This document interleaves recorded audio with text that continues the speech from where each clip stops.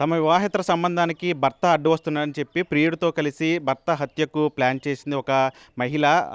భర్తకు కమ్మగా బిర్యానీ వండిపెట్టి అందులో 20 నిద్రమాత్రలు కలిపి అతను గాఢ నిద్రలోకి వెళ్ళిన తర్వాత ప్రియుడితో కలిసి హత్య చేసి దాన్ని గుండెపోటుగా చిత్రీకరించే ప్రయత్నం చేశారు. అయితే తర్వాత వ్యవహారం అంతా బయటికి రావడంతో ప్రస్తుతం ప్రియుడితో సహా మహిళ కటకటాల పాలైన పరిస్థితి. ప్రస్తుతం ఏదైతే ఘటన జరిగిందో ఇది గుంటూరు దుగ్గిరాల మండలంలో ఉన్నటువంటి చొలువూరు గ్రామంలో జరిగింది. ఏదైతే ఘటన జరిగిందో ఎవరైతే భర్త నాగరాజు ఉన్నారో ఆ ఇంటి వద్ద ఉన్నాం మనం. ఒకసారి మీరు విజువల్స్లో చూడవచ్చు. ఏదైతే ఘటన జరిగినదో ఈ ఇంట్లోనే వాళ్ళిద్దరు కూడా నివాసం ఉండేవాళ్ళు, భార్య భర్తలు. శివనాగరాజు ఆయన ఉల్లిపాయల వ్యాపారం చేస్తూ ఉంటాడు. అయితే ఆ ఉల్లిపాయల వ్యాపారం ఈ మధ్య ఇంటి దగ్గరే ఉండి చేస్తున్నాడు. అయితే గతంలో ఎవరైతే ఇప్పుడు వివాహిత ఎవరైతే ఉన్నారో లక్ష్మి, ఆమెకు విజయవాడలో ఉన్నటువంటి ఒక థియేటర్లో ఆమె పనిచేస్తూ ఉండేది. ఆ సమయంలో అక్కడ థియేటర్కు నిత్యం వస్తున్నటువంటి గోపి అనే వ్యక్తితో ఆమెకు పరిచయం ఏర్పడింది. ఆ పరిచయం కాస్త వివాహేతర సంబంధానికి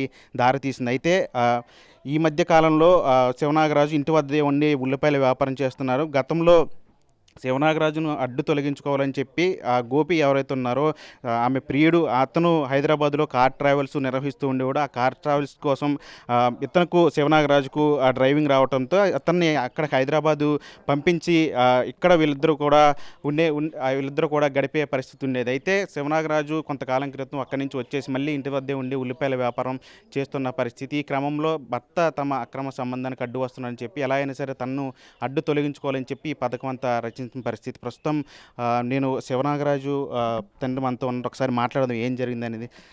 అయ్యా, ఏం జరిగింది?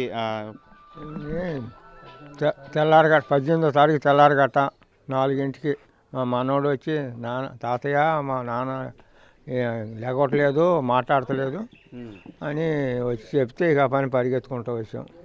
వచ్చేటప్పటికి ఏముంది, ప్రాణం పోయింది మనిషి, ఇక మంచం మీద ఇక నీలుకుపోయి ఉన్నాడు.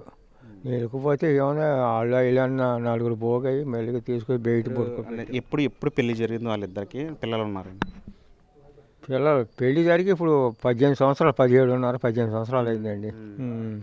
2 పిల్లలు. అబ్బాయికి ఏమో 8 ఏళ్ళు వచ్చినాయి, ఒక అబ్బాయికి 3 సంవత్సరాలు ఉన్నాయి. అది మరి తీసుకొచ్చి బయట పడుకోబెట్టాం. అంటే మీ కోడలు ఎక్కడో థియేటర్లో పనిచేస్తున్నాను, ఎప్పటి నుంచి పనిచేస్తున్నా అక్కడ? అది నాకు గుర్తు లేదండి. ఆ పని చేసింది ఎప్పుడో చానాల క్రితం చేసి మళ్ళీ మానేసిన తర్వాత ఇక ఇంటి పొట్టినే ఉంటుంది. ఉండగానే గొడవలు ఆడ 1 నెల ఉంటుంది, 10 రోజులు ఉంటుంది, అట్టగా ఉంటా ఉన్నారు. ఏమో అట్టాగే ఉంటున్నారు అని మేము ఆలోచించాం. కొడుకు కోడలికి ఏమైనా గొడవలు ఉన్నాయి? గొడవలు ఉన్నాయి, గొడవలు జరుగుతున్నాయి గొడవలు. ఎందుకంటే ఆడు ఎందుకు మన ఇద్దరి మధ్యన ఇప్పుడు పోలీస్ స్టేషన్ రిపోర్ట్ పెట్టి కేసు పెట్టింది.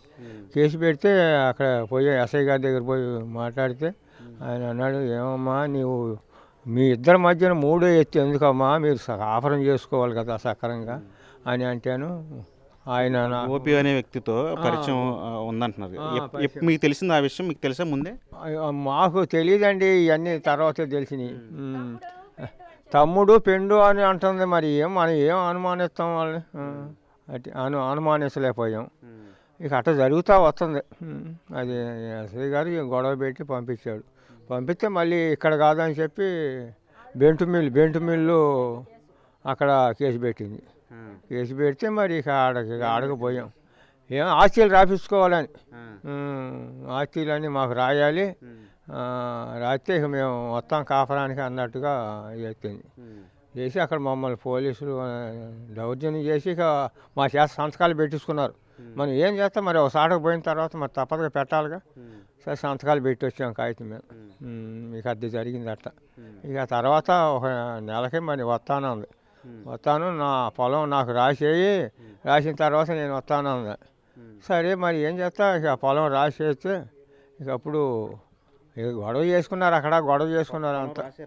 ఆమె పొలం రాసేసారు. వాళ్ళు ఇచ్చిన పొలం రాసేసారు.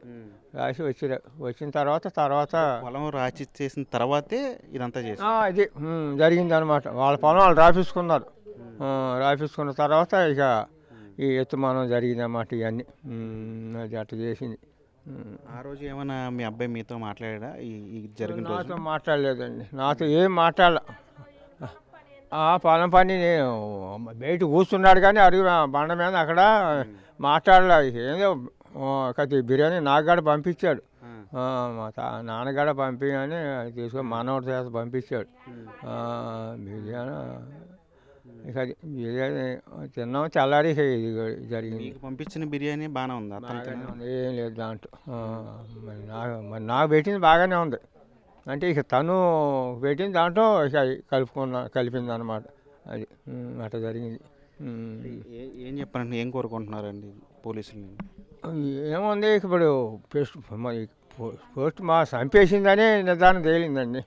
చంపేసింది. ఆ గోపి అనేవాడితో చేసుకొని ఇక చంపేశారు అని. అది అతను ఎక్కడ ఉంటాడో తెలుసా? నాకు తెలియదు. హైదరాబాద్లో కార్లు అవి ఉంటాయంటే కార్లు మరి ఎట్ట తోలుతాడో మరి ఏంటో, మరి కార్లు ఏమన్నా అద్దెకెత్తాడో ఎట్టాగో హైదరాబాద్లో. అప్పుడప్పుడు వస్తానే ఉంటాడండి. వస్తాడు. తమ్ముడు అన్న అనుకుంటుంటే మనం ఎట్టా మరి పిల్లలు కూడా అంకులు అంకులు అంటున్నారు. మనం ఎట్టా అనుమానిస్తాం. మరి ఆ కోళ్ళ తల్లి కూడా అమ్మో మా కొడుకు, నాకు పెద్ద కొడుకు అని మాట్లాడుతుంది.